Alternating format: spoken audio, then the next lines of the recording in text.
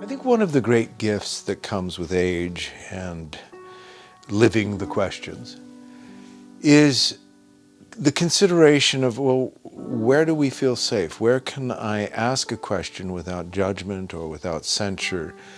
And for me, it really did become this story of my house, my home, meaning that I started to recognize that, well, essentially, that we are the technology, and that our technology as human is the outcome of a great gathering across the ages with the question of what does it mean to be human? And the story for me was, well, how do we incorporate our myths? How do we make sense of the stories we've lived through? How do we tell a story that includes rather than excludes? And again, this brought me back to the metaphor of my home. The questions we must ask where we live, not what the neighbor thinks or what down the street is happening, but actually, where am I now? What are my responsibilities in the here and now? And oftentimes the story of our creative imagination and things that we're even taught oftentimes in this world that have no relevance are taught because it keeps us essentially, if we think about it, distracted, away from that place where we feel safe. And when you don't feel safe, you stop asking deeper questions because one is afraid of the judgment of others if you speak it out loud. And so much of my work, and I realize now, was a bit like cultivating an orchid.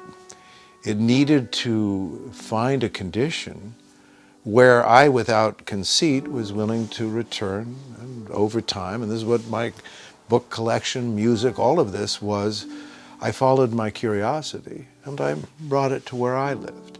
And I started to recognize that many of the things that I naturally did in balance to a life in Hollywood and a life in a public manner was the sense that, oh, you can't ask the questions in a public life that maybe are most important to your own soul. But that doesn't mean you shouldn't ask them. It just means, where can I do that? And so for me, I think at this part in my story, at this part in my life, I'd like to share that the heart of things, the deeper love of things, the sense of who we truly are, is where we do feel that here at least I can honor these things. If you like a gardener, at least here in this small plot, I can grow what matters to me. And maybe that's my altar to consciousness, to God. Meaning I finally say, it wasn't to grow something enormous. It wasn't to impress the neighbor. It was to have that sense of, if it matters here, then I'm imbuing this with the energy of this matters. And I, for one, feel now that that's no big thing. It's a daily thing. Showing up and saying, let me at least here attend to these things.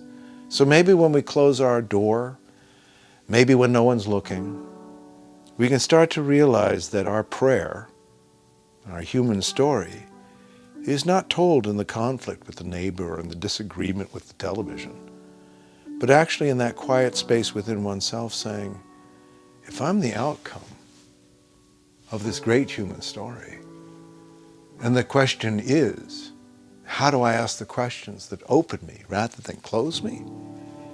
Then my question has to be, at least here, let me feel protected. I can close the door here. And from a theater point of view, this is also what we do.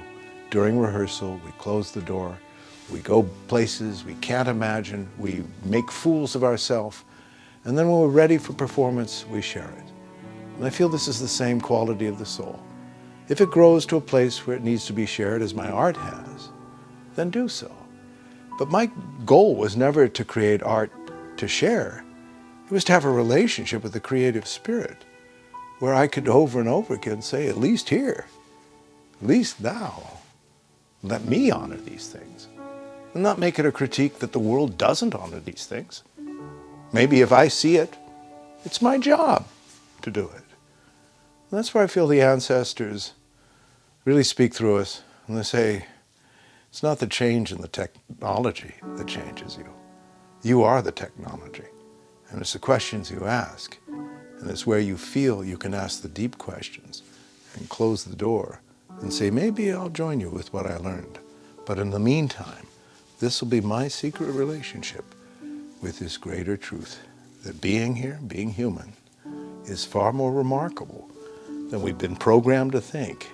But the only way we change the program is the question of, well, how do we live? How do we express our curiosity? Because remember, curiosity is far more important than intelligence. Enjoy where you feel safe. Honor it, and it honors you.